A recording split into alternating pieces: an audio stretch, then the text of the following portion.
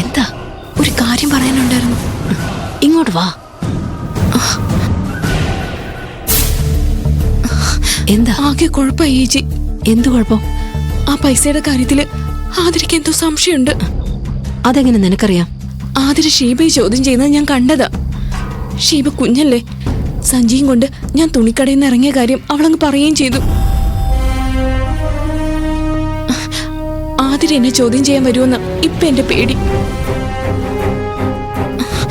എന്താ ചേച്ചി ആലോചിക്കുന്നത്? നിന്നെ എങ്ങനെ രക്ഷപ്പെടുത്താന്നാ ആലോചിച്ചത്. ചേച്ചി പറഞ്ഞിട്ടല്ലേ ഞാൻ ആ കാശ് എടുത്തത്. ഞാൻ പറഞ്ഞിട്ടാണോ നീ ആ സഞ്ചി എടുത്ത് ഈ മുറ്റത്തേക്ക് വലിച്ചെറിഞ്ഞത്? അത് പിന്നെ ഞാൻ പേടിച്ചിട്ട്. കുറ്റം ചെയ്തവരുടെ സ്ഥിര സ്വഭാവം ഇത്. അത് മറ്റു വല്ലവന്റെ തലയെ കൊണ്ടേ വെക്കുക. ആതിര ആ കാശിനെ കുറിച്ച് ചോദിക്കാൻ നിന്നോടാ. അവൾ അത് കണ്ടെടുക്കാൻ നിന്റെ അലമാരെന്നാ. സാരമില്ല, ഒരു വഴിയുണ്ട്. ആതിര ആ പണം നിന്റെ വീട്ടിൽ നിന്ന് കണ്ടെടുക്കുന്നതിന് മുമ്പ് നിനക്ക് ചെയ്യാവുന്നൊരു കാര്യമുണ്ട്. ആ പണം മുഴുവനും എടുത്ത് നീ നേരെ ഇങ്ങോട്ട് വാ. എന്നിട്ടേ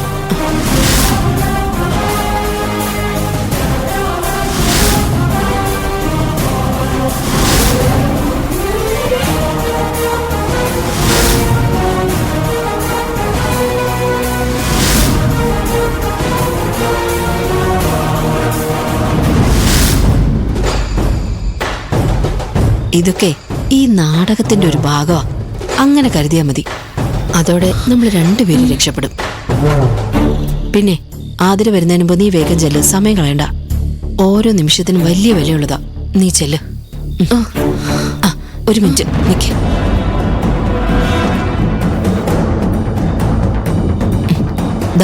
ഇത് വെച്ചോ. ഇതെന്താ? ഈ നാടകത്തിലെ നടിക്കുള്ള പ്രതിഫലോ. നീ വേഗം ചെല്ല്.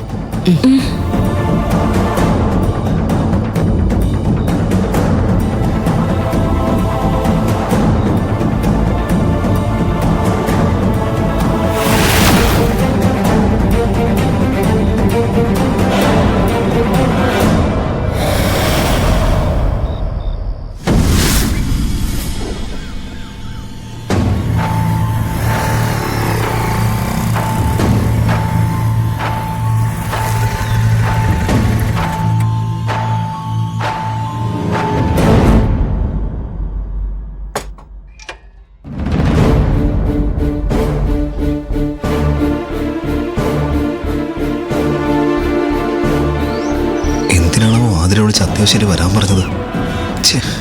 വരാനും വയ്യ, വരാതിരിക്കാനും വയ്യാന്നായി പോയല്ലോ. നോക്കാം.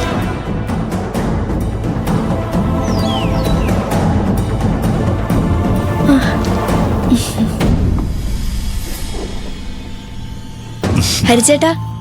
ഗോപിയെ ആതിരൊന്ന് വിളിക്കാമോ? ഇപ്പൊ വിളിച്ചോണ്ട് വരാം ചേട്ടാ. ചേച്ചി, ഹരിച്ചേട്ടൻ വന്നിട്ടുണ്ട്.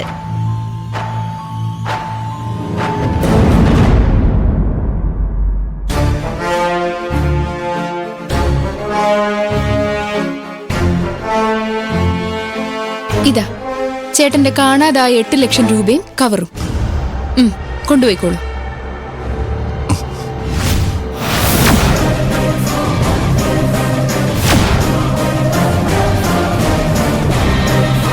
തുണിക്കടയിൽ നിന്ന് ആരേതെടുത്തേ? പറ ആതിരെ, ആരേതെടുത്തേ? ചേട്ടന് ചേട്ടന്റെ പണം മുഴുവൻ കിട്ടിയില്ലേ, അത് പോരെ? ഇനി അതിന്റെ വിത്തും വേരും ഒക്കെ അന്വേഷിക്കുന്ന എന്തിനാ? അന്വേഷിക്കണം, അതെന്റെ ആവശ്യം. ഇതാരാ എടുത്തെന്ന് അറിയാതെ ഞാൻ ഇവിടുന്ന് പോകുന്ന പ്രശ്നമില്ല. കൂടുതൽ പ്രശ്നം ഉണ്ടാക്കാതെ പോ ഹരിച്ചേട്ടാ. പ്രശ്നം ഉണ്ടാക്കി കഴിഞ്ഞല്ലോ, ഇനി അതിന് പരിഹാരം ചെയ്യണമല്ലോ. ഈ പണത്തിന്റെ പേരില് നമ്മൾ തമ്മിൽ ഒരുപാട് തർക്കങ്ങളും ആരോപണങ്ങളും ഉണ്ടായല്ലോ. അപ്പൊ എനിക്ക് അറിഞ്ഞേ തീരൂ ഇതാരാണ് തുണിക്കടയിൽ നിന്ന് എടുത്തതെന്ന്. ആരെയൊന്നും ചെയ്യാനൊന്നുമല്ല, ഇത് കട്ടെടുത്ത ആളുടെ മുഖം എനിക്കൊന്ന് കാണണം, അതിനാ. ശരി, അത്ര നിർബന്ധമാണെങ്കിൽ പറയാം. ഗോപിക, സരോജ ചേച്ചി ഒന്ന് വിളിച്ചേ.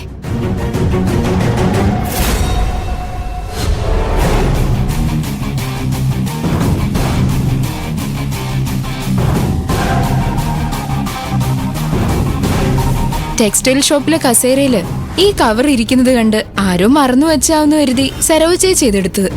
നമ്മുടെ പണമാണെന്നൊന്നും ഇവർക്കറിയില്ലായിരുന്നു. ആരെങ്കിലും മറന്നു വെച്ചത് ഇവരെടുത്ത് സ്വന്തം വീട്ടിലേക്ക് കൊണ്ടുവരാണോ ചെയ്യേണ്ടത്? അതാ കടയിൽ കൊടുക്കല്ലേ വേണ്ടത്?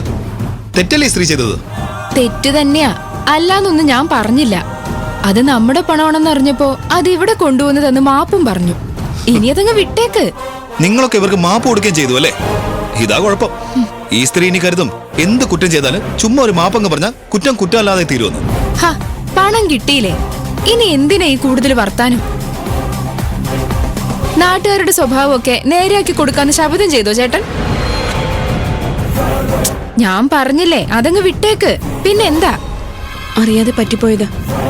നിങ്ങളുടെ പണമാണ് ഇതെന്ന് അറിഞ്ഞിരുന്നെങ്കിൽ അപ്പോഴേ ഇതിവിടെ കൊണ്ടുവന്ന് ഏൽപ്പിക്കുമായിരുന്നു. അറിഞ്ഞ ആ നിമിഷം ഇതിവിടെ കൊണ്ടുവന്ന് ഏൽപ്പിക്കുകയും ചെയ്തു. എന്നിരുന്നാലും ഞാൻ ചെയ്തത് വലിയ തെറ്റ് തന്നെയാ. ഇവരുടെയൊക്കെ വലിയ മനസ്സാ എനിക്ക് മാപ്പ് തന്നത്. ശരി, അങ്ങനെയെങ്കിൽ അങ്ങനെ. അങ്കിൾ ഇവിടെ ഇല്ല അതിര്? എന്തിനാ? എനിക്കൊന്ന് കാണണം. ഇപ്പൊ കാണണ്ട. ചേട്ടൻ കാരണം ആകെ മനസ്സ് വിഷമിച്ചിരിക്കുക അച്ഛൻ. അല്ല, കാണണ്ട. ചേട്ടൻ ചെല്ല്. കണ്ടേ പറ്റൂ. ഞാൻ അകത്തുനിന്ന് കണ്ടോളാം. വേണ്ട. ഇവിടെ വന്നു നിന്ന് ആ 8 ലക്ഷത്തിന്റെ പേരിൽ എന്റെ അച്ഛനെ കള്ളനാക്കിയ കാര്യം മറന്നുപോയല്ലേ? ഹ്, ഒക്കെ പെട്ടെന്ന് മറക്കുന്ന സ്വഭാവമാണല്ലോ ചേട്ടന്റെ. പണം കാണാതായ ടെൻഷനില് അതെടുത്തോന്ന് ഞാൻ അറിയാതൊന്ന് ചോദിച്ചു പോയി.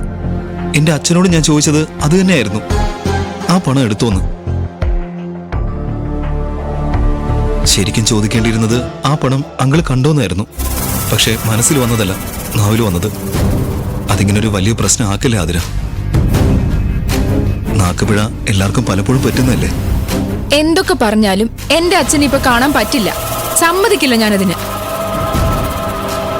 ഞാൻ ഇടപെടേണ്ട സമയം ഇവൾ എന്റെ കയ്യിലേക്ക് വച്ചു തന്നിരിക്കുന്നത്. എന്റെ മോൾ ഇത്രയൊക്കെ പറഞ്ഞിട്ടും നിന്റെ തലേ കേറിയില്ലേ അത്? വേഗം സ്ഥലം വിടാൻ നോക്ക്. എന്താ അമ്മേ നിങ്ങൾ എന്നോട് ഇങ്ങനെയൊക്കെ പറയുന്നത്? ഇവിടെ വന്ന് എന്റെ ഭർത്താവിന്റെ മുഖത്ത് നോക്കി വായിൽ തോന്നിയതൊക്കെ വിളിച്ചു പറയാന്നുള്ള നിന്റെ ധാരണയില്ലേ, അത് തെറ്റി. അതൊക്കെ കേട്ട് അദ്ദേഹം വേദനിച്ചത് എനിക്ക് സഹിക്കാൻ പറ്റില്ല. ശിവേനെ കുറിച്ച് നീ എന്താ വിചാരിച്ചിരിക്കുന്നേ? ജീവൻ തന്നെ പോയാലും മറ്റൊരുത്തന്റെ കാശിന് ആഗ്രഹിക്കാത്ത ആളാ എന്റെ ഭർത്താവ്. അറിയോ നിനക്ക്? ആ മനുഷ്യനെയാ നീ കള്ളനാക്കിയത്. തെറ്റുപറ്റിയെന്ന് ഞാൻ പറഞ്ഞല്ലോ അമ്മേ. നാക്കുപിഴ പറ്റിയെന്ന് പറഞ്ഞല്ലോ. ഞാൻ ഇത്രയൊക്കെ പറഞ്ഞിട്ടും അമ്മ ഇങ്ങനെ എന്നോട് ദേഷ്യപ്പെടരുത്. ഞാൻ ഒരു നിമിഷം അങ്കിൾ ഒന്ന് കണ്ടോട്ടെ. പറ്റില്ല. ഹരി പോവാൻ നോക്ക്. ദേ പുറത്തേക്കുള്ള വാതിലാ തുറന്നു കിടക്കുന്നത്. നീ എന്താ അതിനെ മിണ്ടാതെ നിൽക്കുന്നത്? ഇവനോട് പുറത്തിറങ്ങാൻ പറ. ഹ, അമ്മ മിണ്ടാതിരിക്കെ. പറയാനുള്ളതൊക്കെ ഞാൻ പറഞ്ഞോളാം. ഇതുവരെ പറഞ്ഞൊക്കെ ഹരിച്ചേട്ടന് മനസ്സിലായെങ്കിൽ പൊക്കോളൂ. ഇതാ